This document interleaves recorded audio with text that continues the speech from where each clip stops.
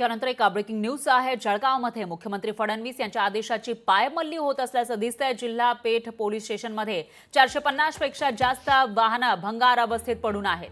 कार्यालयाची स्वच्छता करण्याचे आदेश देऊन सुद्धा त्याकडे दुर्लक्ष होताना दिसतंय। तर 100 दिवसांच्या आत आपल्या कार्यालयाची स्वच्छता करण्याचे आदेश देऊन सुद्धा या आदेशाकडे जिल्हा पेठ पोलीस स्टेशन प्रशासनानं मात्र दुर्लक्ष केल्याचं दिसून आलं आहे आणि याचा आढावाही घेतलेला आहे आपल्या प्रतिनिधींनी। सुमित देशमुख यांनी याचा आढावा घेतलाय, बघूयात।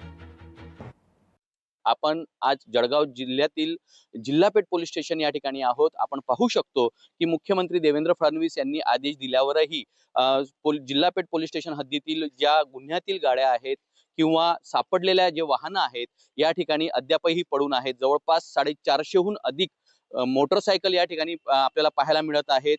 त्यानंतर विविध गुन्ह्यातील 4 चाकी वाहन देखील या ठिकाणी जिल्हापेठ पोलीस स्टेशनच्या प्रांगणात आपल्याला या ठिकाणी आढळून दिसत आहेत।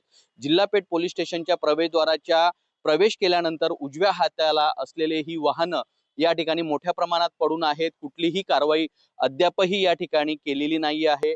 भंगार अवस्थेत असलेल्या ह्या गाड्या या ठिकाणी आपल्याला आढळून येत आहेत। त्याचप्रमाणे सायकल देखील या ठिकाणी चोरीच्या असतील किंवा गुन्ह्यातल्या सायकली असतील किंवा हरवलेल्या सायकली सापडल्या असतील, ह्या सायकली देखील या ठिकाणी जिल्हापेठ पोलीस स्टेशनच्या प्रांगणात आपल्याला ठेवलेल्या या ठिकाणी दिसत आहे।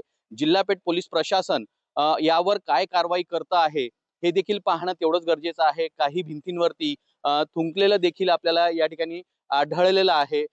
मात्र देवेंद्र फडणवीस महाराष्ट्र राज्याचे जे मुख्यमंत्री आहेत यांनी 100 दिवसात स्वच्छता करण्याचे आदेश दिल्यावरही पोलीस प्रशासन अद्यापही जिल्हापेठ पोलीस स्टेशन मध्ये कुठल्याही प्रकारची स्वच्छता करत नसल्याचं या ठिकाणी दिसून आलेलं आहे। सुमित देशमुख, लोकशाही मराठी, जळगाव। लोकशाही मराठी ऐका, पहा, जागरूक रहा।